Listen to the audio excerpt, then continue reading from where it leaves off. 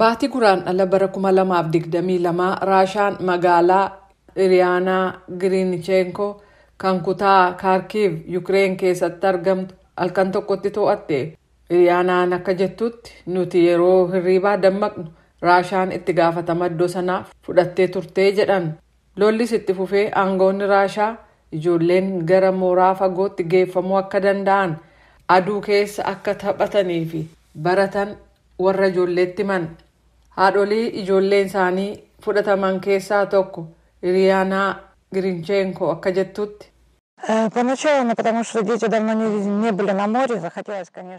Jalqaba irratti ijoollee koo yeroo dheeraadhaaf hin argu jedhee yaadeen ture. Waraanarraa akka boqonnaa argatanii fi michoota haaraa akka horatan nan barbaada. Isheenis ijoolleen guyyoota 24 hin jiran jettee yaadde garuu torbanneen gara ji'aatti jijjiiramaa deeman. Gaaf tokko ammas hirriibaa dammaqxee Ukraine magaalaa ishee deebiftee akka to'atte yookaan qabatte argite. Daangaan sobaa duraan kaa'ame hafee amma ijoollee ishee durbaa waliin biyya adda addaa keessa jiraatu.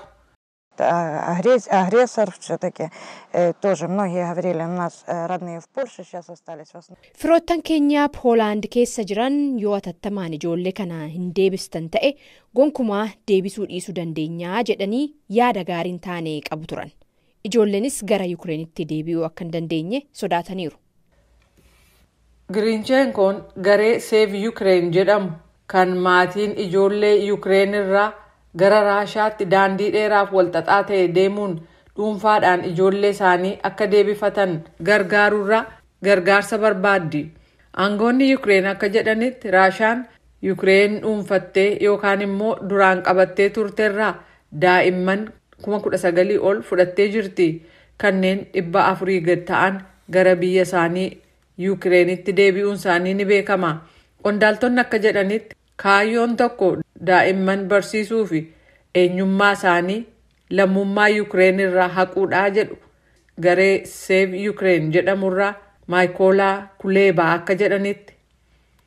They forced them to sing Russian songs, Russian anthem.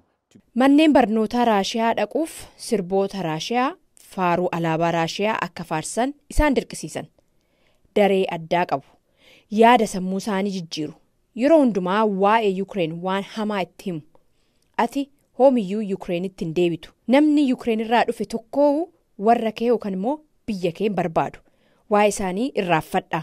Lammummaa Raashiyaa isiniif kennuu dandeenyaa asitti gammaduuf jirtanii ittiin jedhan. Ji'a bitootessa keessa manni murtii akka qoratu kan addunyaa pireezidaantiin Raashaa Vilaadimir Puutinii fi koomishinarri mirga daa'immanii Raashaa Maariyaa Livoova-Beloova daa'imman Yukireen irraa gara Raashaatti seeraan ala baasuu isaaniitiin ajaja hidhaa kennee jira.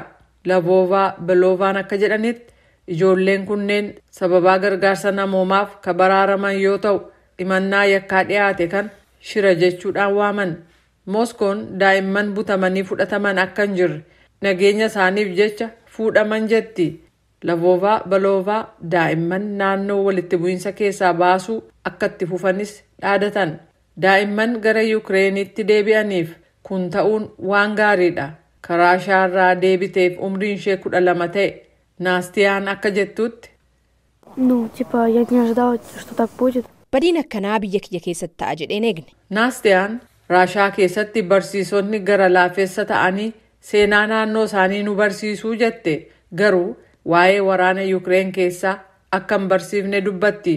Dhuma baatii ebila keessa manni maree Awurooppaa wixinee murtii maxxanseen daa'imman Yukireen gara Raashaatti dirqiin godaansifamuu kan ilaaleen tarkaanfiin akka fudhatamu gaafate. Kanneen keessaa ijoolleen maatii malee hafan, daa'imman qaamaa miidhamtoota ta'an, daa'imman warra waliin deemanii fi daa'imman boqonnaaf jedhamanii fudhataman garuu kanneen hin deebi'in hafan of keessaa qabaa jedhameera.